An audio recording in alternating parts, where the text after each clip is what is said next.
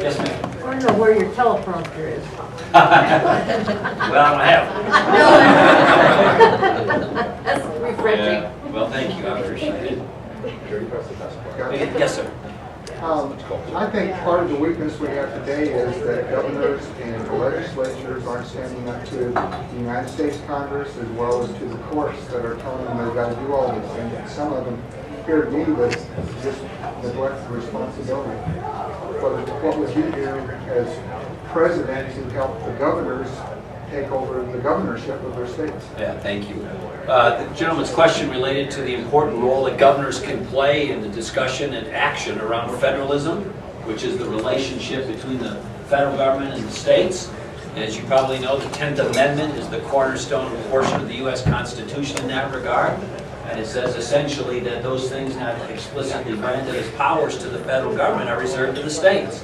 So when the federal government acts, an important question is, do they have the authority to even do it in the Constitution? If they don't, those matters are supposed to be reserved to the state and local units of government. Governors can play a powerful role in that regard. Our country hasn't had a great debate on federalism until recently, since Ronald Reagan.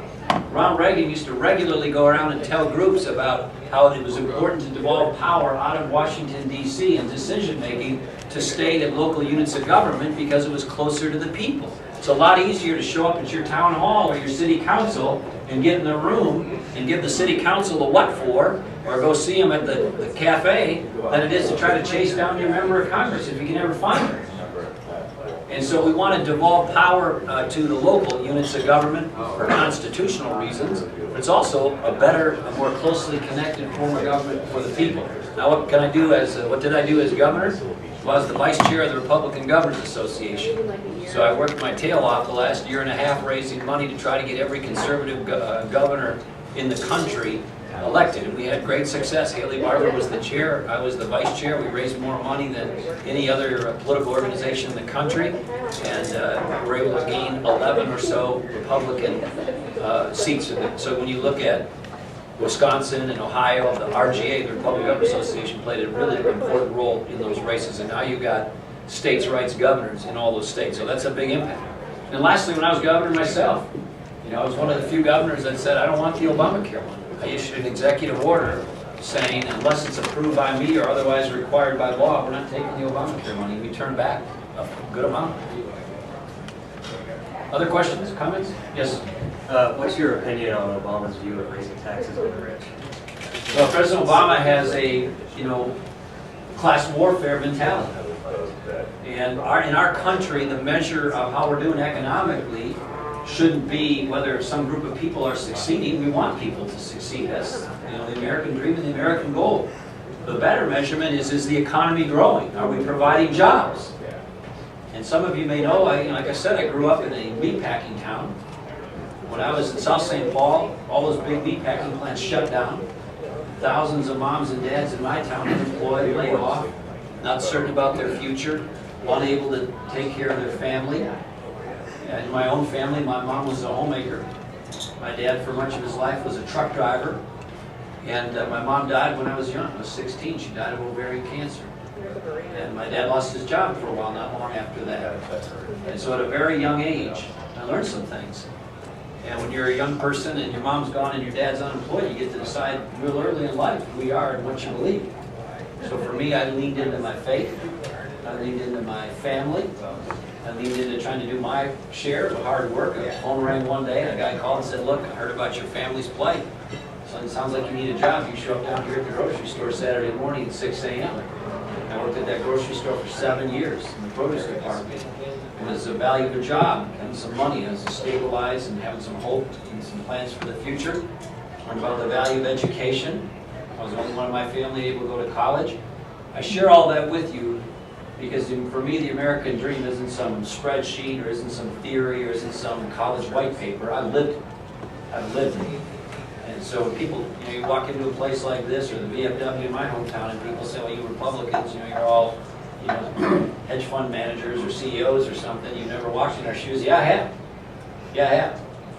So now let me tell you why our approach is better, and that gives you a little credibility. And as to your point, we want people to succeed. You can look at the numbers and see who pays the taxes in the country. disproportionately people who make a lot of money pay a disproportionate amount of the taxes. But beyond that, we want to be focused on growing the economy, growing jobs. The answer to that is not to add more burdens to it. If you go talk to the business leaders and job providers across this country, they all say the same thing. Get the government off my back. They're worried about taxes, they're worried about health insurance costs, they're worried about regulations, they're worried about energy costs. I've got the most pro-job, pro-investment plan of any candidate in the race. It's all available to you on timpawlenty.com, but I gave it in a speech at the University of Chicago. Reduces business tax rates, simplifies the individual tax code, has an American rather than a Middle Eastern energy policy. It does healthcare reform the right way, not through government, but through markets, and takes on public employee unions and cuts spending big time. That's the Reader's Digest version. But let's focus on that. Yes?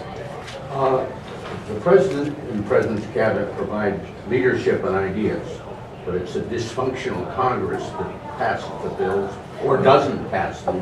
And there's one reason we have had numerous increases in the debt limit over the past 40 years.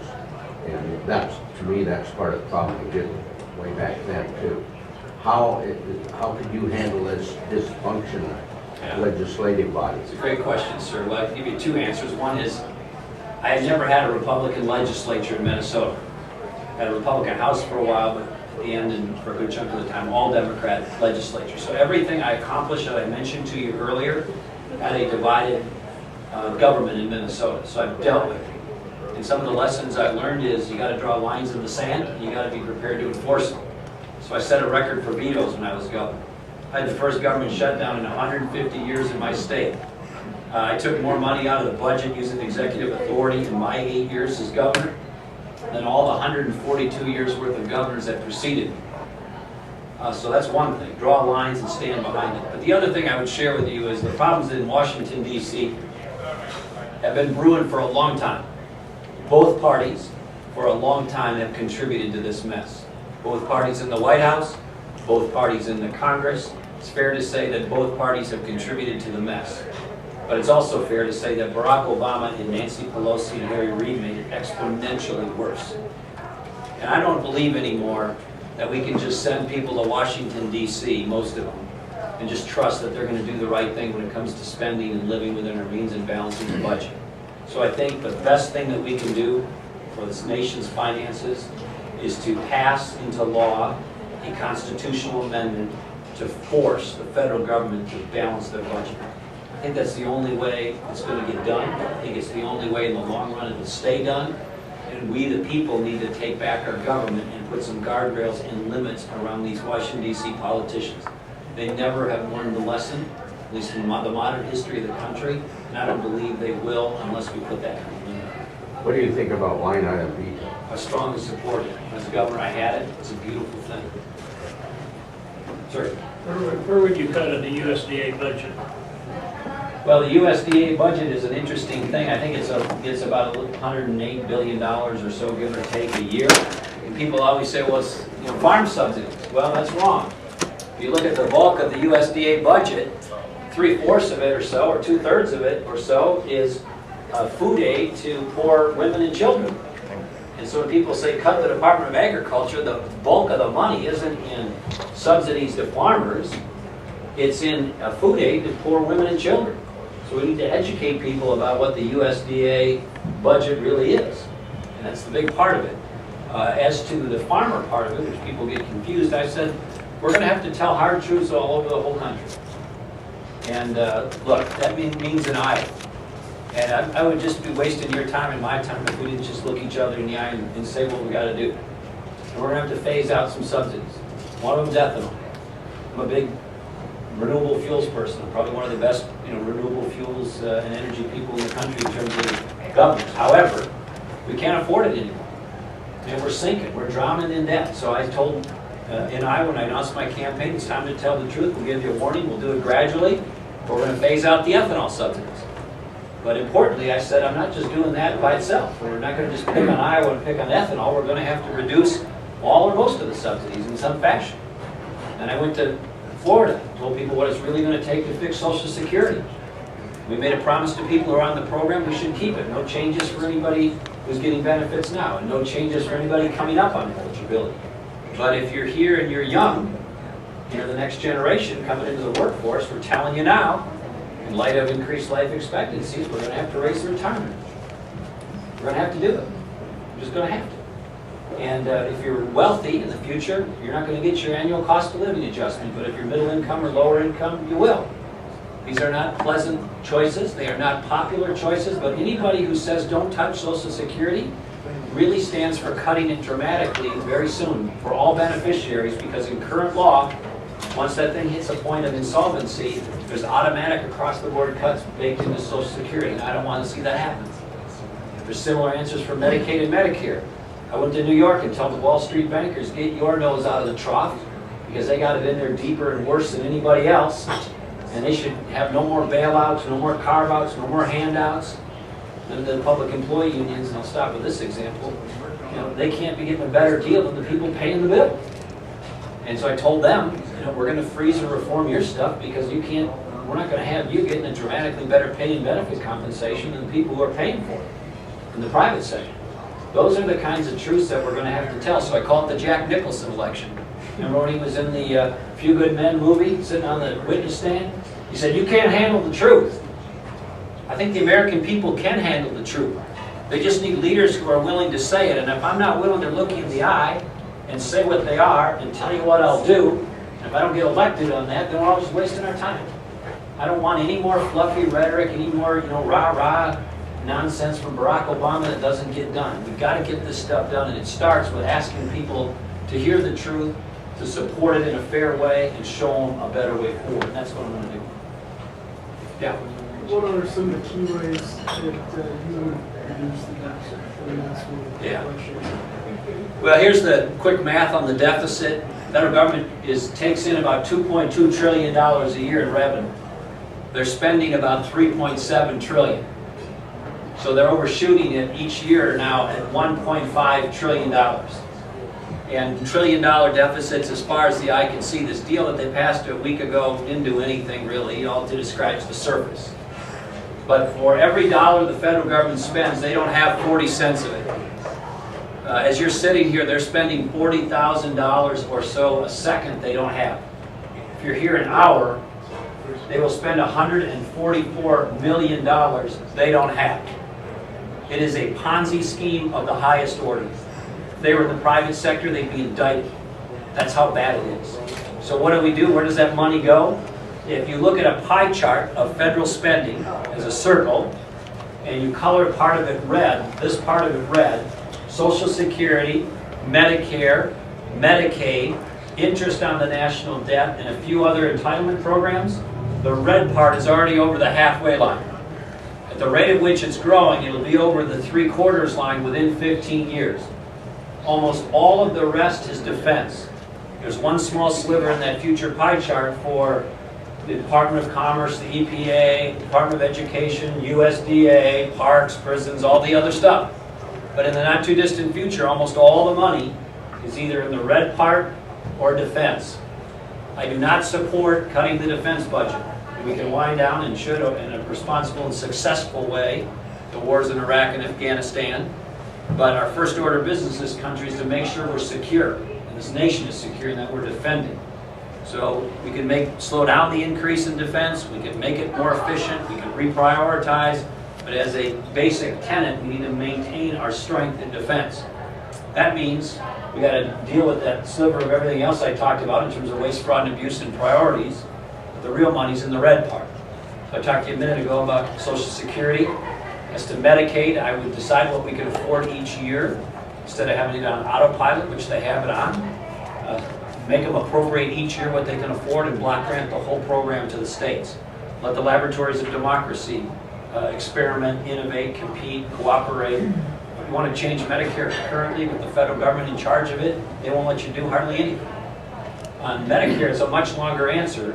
But again, if anybody's on the program or near eligibility, we wouldn't affect you. We don't want to have Democrats scare people.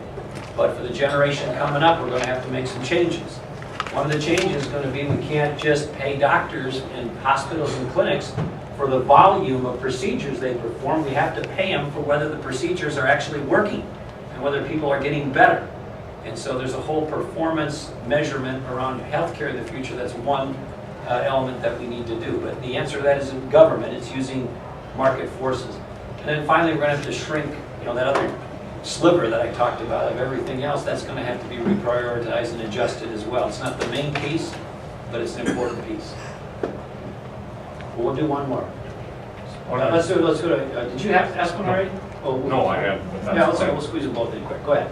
Okay, what about all the money that we give to other countries? Like, aren't we borrowing money from China and then giving them money back? Yeah, we have, there's two issues here. One is that, remember what I just said a minute ago, we take in about 2.2 trillion a year and we spend 3.7 trillion? You know what happens where we get the $1.5 trillion to pay it? The top part, we float debt. Treasury issues debt. Guess who buys it? China is the biggest purchaser of our debt. Now, guess who became, for a while, the biggest purchaser of our debt? Our own government. They did this QE1, QE2. They were buying, paying off the Visa card with their Discover card. We had our own government buying its own debt. I mean, how crazy is that? But then China, of course, Brazil, Japan, they buy, not all, but much of our debt. So one thing is China has been our banker. One of the reasons we need to get our financial house in order so we can deal with them in trade and currency and other issues more strongly and more aggressively, and we should. But as to foreign aid, it's a relatively small part of the overall budget, and given our budget challenges, I think it should be reduced. However, I don't think it should be totally eliminated. There are some people in this race on the Republican side who say eliminate the whole thing. Well, let's be careful about that and let's be smart about that. I'll give you a couple of examples. We got an air base in southeastern Turkey. It's really important in terms of our ability to deal with that region if we need to. And it's a very challenging part of the world. Turkey wants some rent or some payment or some compensation for that air base. Are you really going to say we're not paying them? We're going to close down any aid payments to Turkey? I don't think so. So these have to be gone through one at a time, and it's easy and politically popular and gets applause at a Republican event to say we're going to eliminate all foreign aid. Well, again, it can be reduced and reprioritized and directed to countries who are our friends, but there's a lot of money that gets put around the world for really important strategic interests for the United States. And we want to make sure we maintain that part of foreign aid. Well, let's do one more. I'm sorry, I'm not getting past the time. On energy policy, it seems to me this country, without having a serious debate about man-made global warming, we're pursuing some of our new energy sources that's not cost effective. They're heavily subsidized, with tax credits most primarily. Where do you stand on that? And personally, I know we're right here in windmill country, but I don't think we can build enough of them for our future energy needs to support the growth that this country needs. It's a great question. And in terms of where our energy comes from right now in the nation, again, if you think of a circular pie chart, half of our energy in the United States of America currently comes from coal. 20% currently comes from nuclear. 20% or so, these are approximate, comes from natural gas. And then 10% comes from all other. Wind, biomass, biogas, solar, geothermal, and the like. So that whole pie chart has to get bigger. The main way we're going to get price down is to create more supply. And we got a tremendous opportunity in this regard, sir. One is we got a 250-year supply of coal in the United States. 250 years. We should use the cleanest technology possible, but we should use it. Two is we should learn the lessons of Japan. Those are old plants. We've got much more advanced plants and advanced nuclear energy. But here's the game changer. The game changer is within the last 5 years, we have found enough natural gas within the territorial reach of the United States to supply the entire baseload energy needs for the country. By some experts' estimates, at least 75 and maybe 100 or 200 years. We should go get all of it or as much of it as possible and bring it to market. And as to the renewables, biogas, solar, wind, geothermal, and the like, we should do the ones that make economic sense. We've been messing with this stuff in Minnesota, as you have here, for a lot of years, and we learned a lot. Some of it makes sense, some of it doesn't. But obviously, the ones that don't make sense are going to have to either stand on their own or transition out. As to the issue of climate change, the climate has always changed. The more interesting question is how much of it, if any, is attributable to human behavior, and that's what the scientists are fighting about. However, the Democrats and the liberals use that as a way to try to impose cap and trade on people, which is a really bad idea. It's an awful idea, and I don't support it. I've opposed it. And I, like a lot of other people, studied and thought about it, and I said that was not something we should do. It was a mistake to even think about it, but we never opposed it in Minnesota, and I certainly wouldn't allow it as president. But we got some real potential. But I would just summarize my energy plan as more American energy, all of the above, but make sure we do the ones that make sense. Keep in mind, all energy is subsidized in one form or another. People like to pick on wind, or there are ones that they don't like, but coal is still subsidized, oil is still subsidized, nuclear is still subsidized. The federal government paid for and commercialized the entire nuclear energy industry to this day. It's still subsidized. Ethanol is subsidized, solar is subsidized, wind is subsidized. It's all subsidized. So if you want to have the discussion, you should make sure it's a comprehensive discussion. Okay? Thank you, guys. I appreciate it very much.